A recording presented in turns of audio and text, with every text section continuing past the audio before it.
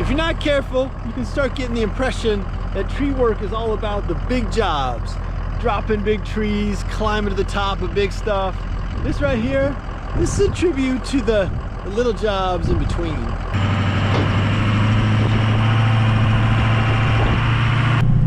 I'm like 50% sure I got everything I need for this job, but I'm just gonna go over there anyway. The White House is releasing more information about President. All right, this job is right here, kind of in the heart of downtown. There's a canal that runs through town, and then back in here, there's a little trailer park.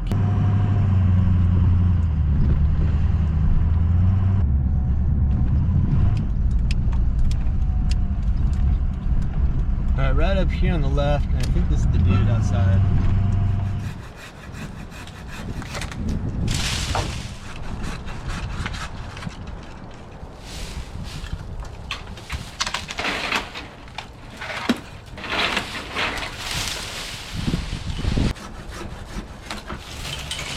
So pruning steps over here, just kind of reduce some of these guys. Then I'm going to take out the spruce here. I think I'm going to flop it in the road, but I haven't totally decided.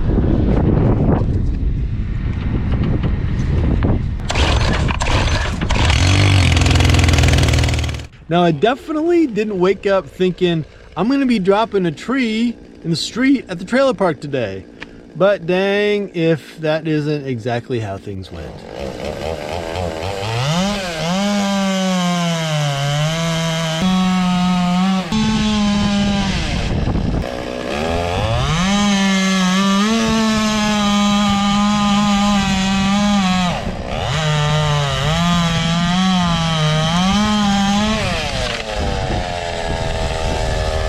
Now, it seems to me like whenever I post a video about me chopping up a tree and then throwing it in the trailer, kind of branch by branch, I get a few of those, dude, you should really buy a chipper comments.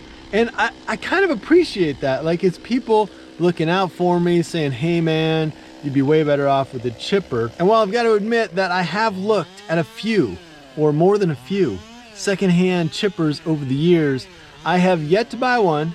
And I'm definitely not buying a new one, and I don't think I will buy a chipper anytime soon. So let me just explain why I don't chip brush. Number one, I'm a cheap bastard and chippers cost money, and you know that about me already. Number two, from the sound of it, chippers are hella hard to maintain. You're always sharpening the knives and pulling body parts out of the chipper and all that. And the deal is that I actually have a hard enough time keeping my truck running and my dump trailer dumping as it is. Just yesterday, before this job, I had to chase an entire mouse family out of the battery box on my trailer, clean out all the bedding and mouse poop and pee and all that stuff. Plus, they had eaten most of everything inside the battery box.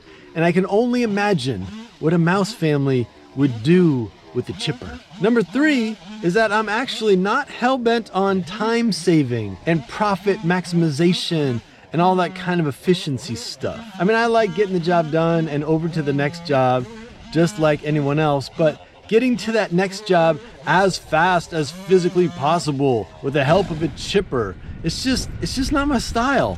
I'm actually okay with this job right here, just throwing the brush in the trailer. I kind of like it, and I'm not really into rushing and making sure it's over a lot faster. Go down and saw it happen, and they let us get in the right lane, you know. I guess you're lucky it wasn't worse. It's a wonder he didn't like. Yeah, just push you over right. It's a wonder there wasn't a pile up right there on the. Yeah, right there.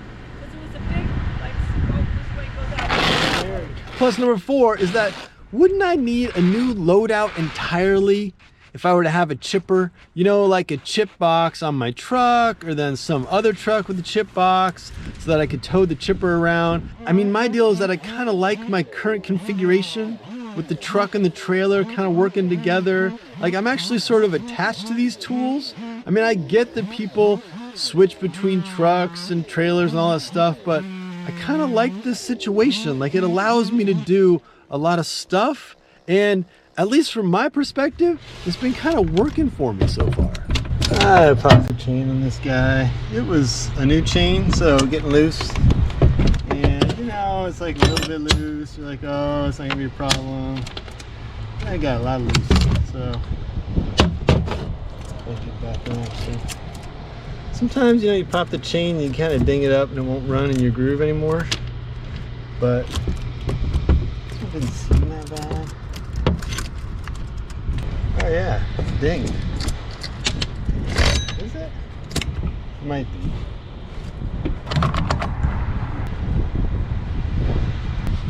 Yeah, it's dinged. Alright, last little bit of this job is going to be on another saw, just because I'd rather fix that chain than replace it. That looks a lot better. Yeah. I'll open that right up.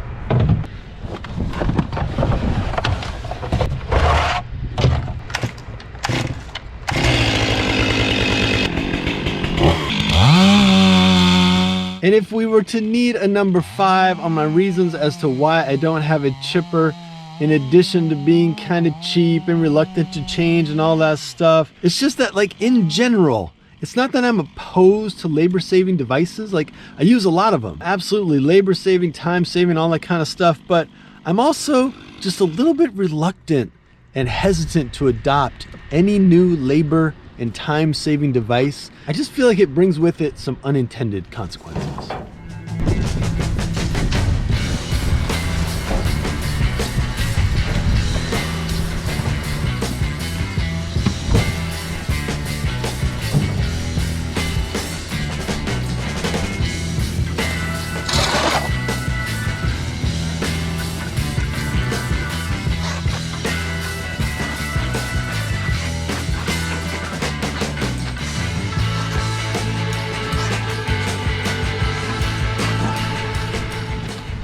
I just got to get a cover on this.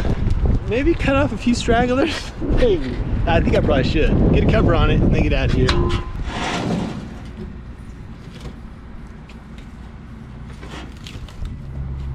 Alright, that guy's wrapped up.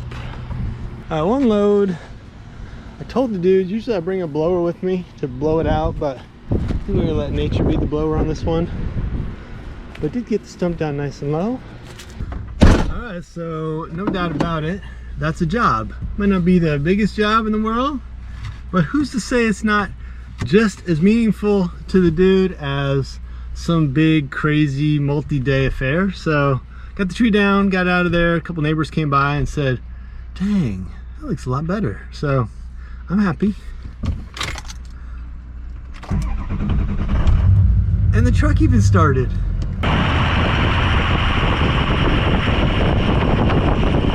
I was there actually 1 hour from that job, and it's just like that sense of completion, finishing up all the stuff you get out of a regular size bigger job, and it's just compressed into something small. It can be tempting running a little business, if in fact that's what this is.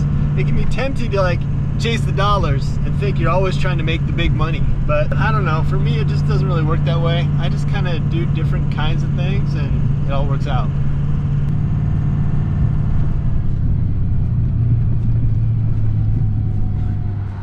Kind of a strange situation. I got a call from 911 dispatch, next county over, and there's a tree on fire. They were wondering if I wanted to cut it down. I told them, yeah, sure. Then it occurred to me that I don't really know anything about this tree. The guy said it was a willow. I don't know how big it is or how big the flames are, but anyway, I'm fueling up and going over there, see what's up. I've got 5 more miles to go down this road.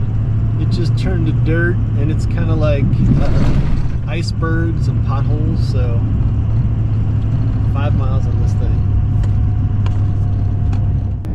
Looks like I found the tree.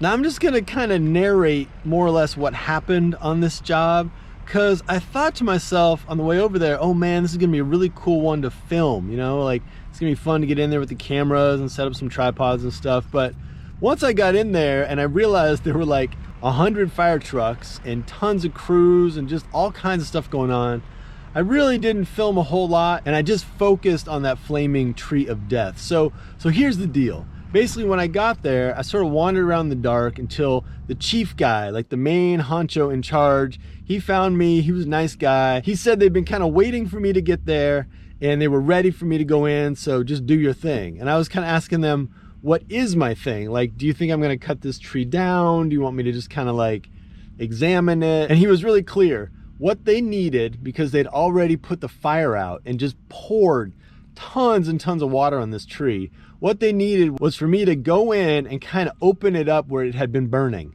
like sort of cut some pieces out of it, sort of examine it, because they thought it was still hot in there, but they couldn't get water in to where the smoke was coming from. Wading through like a foot of mud because they had been soaking this thing with so much water, I made some strategic cuts around the back of the tree. The fire had been on the back of the tree, and there was, you can't really see it, but like a huge limb, a huge portion of this tree had fallen over.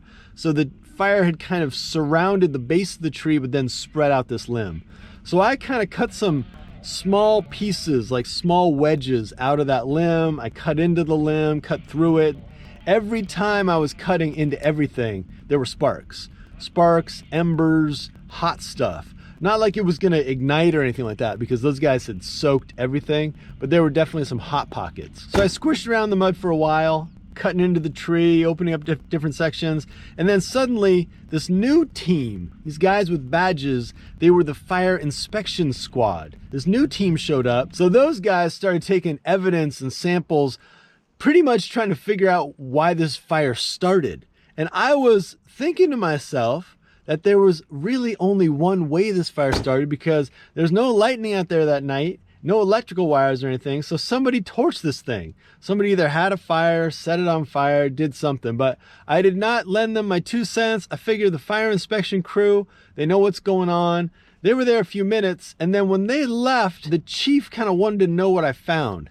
And I told him real simply, in just a few words, I found sparks and I found embers pretty much all over the base of that tree. And that was all he needed to get his crews back in there and just start pumping more water into the tree, around the tree, raking up the ground, spraying more stuff, etc. And at that point, they were pretty much done with me. I pulled back, talked to the guys for a little while, and I was done.